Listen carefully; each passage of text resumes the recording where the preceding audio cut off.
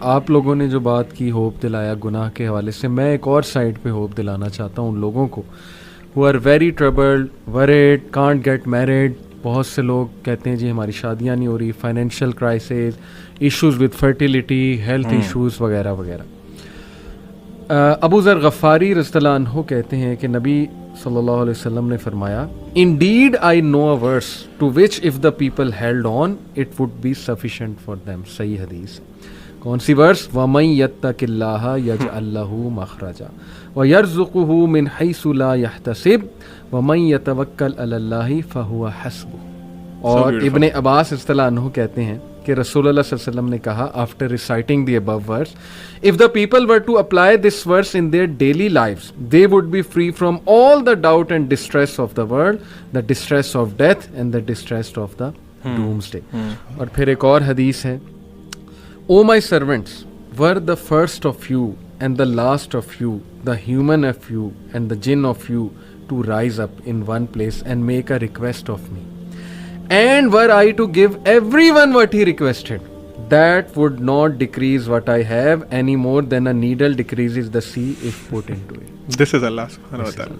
غالباً یہ حدیث قدسی ہے. حدیث قدسی کہ مانگو، کھل کے مانگو. کتنا انڈر ایسٹیمیٹ تم اللہ کو کر رہے ہو، اتنا چھوٹا مانگ رہے ہو. کھل کے مانگو. اللہ تعالیٰ لارڈ آف دا امپاسبل ہے. میں یہاں پر ایک واقعہ سنانا چاہتا ہوں دل کو نرم کرنے کے حوالے سے. اسی آیت سے ریلیٹڈ مجھے یاد آیا. ڈاکٹر ایشان کا واقعہ ہے اور مفتی مینک نے غالباً سنایا تھا، یا بہرحال واقعہ اوتھینٹک ہے، یوٹیوب پر بڑا مشہور یہ واقعہ. ڈاکٹر ایشان ایک نیورو سرجن ہیں اور وہ فلائی کر رہے تھے غالباً سعودیہ سے کسی کنٹری میں، بہرحال کسی کنٹری سے دوسری کنٹری جا رہے تھے. راستے میں کہتے ہیں کہ بہت طوفان، ٹھنڈر، موسم بڑا خراب ہو گیا. جہاز ایک جگہ رک گیا، ایک ایئرپورٹ پہ بیچ میں. میں نے بڑی ریکویسٹ کی کہ یار مجھے پہنچنا ہے وہاں، میرا بڑا امپورٹنٹ کمٹمنٹ ہے، آپریشن ہے وغیرہ وغیرہ. تو پائلٹ نے کہا کہ نہیں ہم نہیں لے جا سکتے، آپ یہ ہے کہ کوئی کار کرا کے، جیپ کرا کے چلے جائیں، وہ قریب ہی ہے جگہ، اتنی کو دور اب نہیں رہی.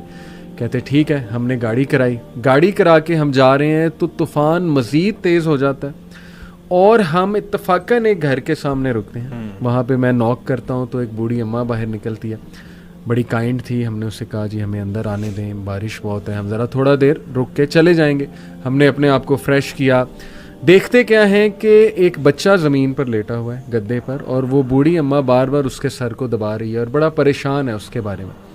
کہتے میں نے پوچھا کہ کیا مسئلہ ہے اس بچے کو، تو انہوں نے کہا کہ اس کا کوئی برین کا مسئلہ ہے یا ایسی کوئی پرابلم ہے جو بہت مشکل ہے یہاں کے ڈاکٹرز کے لیے. تو انہوں نے کہا مجھے بتائیں، میں بھی ڈاکٹر ہوں، میرے بڑے واقفیت ہے. تو بوڑھی عورت نے کہا کہ ہاں ہمیں ڈاکٹرز نے ایک بڑے مشہور ڈاکٹر کا نام بتایا ہے، تو لیکن یہ کہ نہ میرے پاس ریسورسز ہیں، نہ میں کوئی مطلب کانٹیکٹ کر سکتی ہوں اس سے. یہ بچہ یتیم بھی ہے، میں اس کی دادی ہوں، اس کی ٹیک کیئر کر رہی ہوں. اس نے کہا مجھے بتائیں، میں اس ڈاکٹر کا پتہ کروں گا. You have been so kind to me. She said کہ ڈاکٹر ایشان. اللہ اکبر. وہ کہتے ہیں کہ اسی وقت مجھے رونا آ گیا.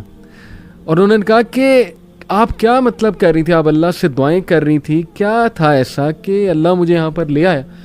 ہی سیڈ کہ پتہ نہیں، میں تو بس استغفار بہت کرتی تھی، استغفر اللہ استغفر اللہ. اور میں اللہ سے کہتی تھی کہ اللہ ہم تو نہیں جا سکتے، بس کسی طرح تو ذریعہ بنا دے، یہ بچہ تیرے سامنے ہے. تو حدیث ہے نا کہ جو استغفار بہت کرتا ہے اللہ اس کے لیے ایسے ایسے راستے بناتا ہے کہ وہ بندہ سوچ میں نہیں سکتا. تو اللہ کی فوج کو انڈر ایسٹیمیٹ نہ کریں. اللہ کی فوج میں پھر کیا کیا چیزیں ہیں یہ آپ سوچ میں نہیں سکتے. اللہ نے کس طرح انہیں وہاں لانا ہے، کیسے لانا ہے، کیسے آپ کی مدد کرنی ہے. وہی وَمَن يَتَّقِ اللَّهَ يَجْعَل لَّهُ مَخْرَجًا. تو میری گزارش ہے لوگوں سے وہ مایوس نہ ہوں، اللہ سے مانگتے رہیں، اللہ کو پہچانیں، اور اللہ کو پہچانیں. اور یہ بات یاد رکھیں کہ دنیا کی زندگی الٹیمیٹلی اصل زندگی تو ہے نہیں. یہاں جو مل جائے اس پہ الحمدللہ گریٹفل، جو نہ ملے وہ اللہ سے ہی مدد مانگیں کہ اللہ مجھے تقویت دے، اے اللہ مجھے پرسپیکٹیو دے، اے اللہ مجھے وزڈم دے، سکت دے. اور امید جاری رکھیں، نا امید کبھی نہ ہو. یقین کریں ایسی ایسی سٹوریز ہیں میرے پاس، ابھی ٹائم اجازت نہیں دیتا. جب میں نے تھوڑی سی ریسرچ کی، جو کپلز مایوس تھے اولاد کے حوالے سے، کس طرح اللہ نے انہیں اولاد دی ہے، وہ ایسی سٹوریز ہیں کہ آپ کے رونگٹے کھڑے ہو جائیں گے کہ امپاسبل سچویشن تھی، کس طرح انتظام اللہ نے کیا، کیسے وہ معاملہ پیش آیا. بس وہ اللہ کے کرنے ہیں. تو مایوسی جو ہے میں سمجھتا ہوں وہ مومن کو بالکل زیب نہیں دیتی ہے. اللہ تعالیٰ پہ ٹرسٹ کریں اور اللہ تعالیٰ سے تقویت مانگتے رہیں اور اب محبت مانگتے رہیں. جی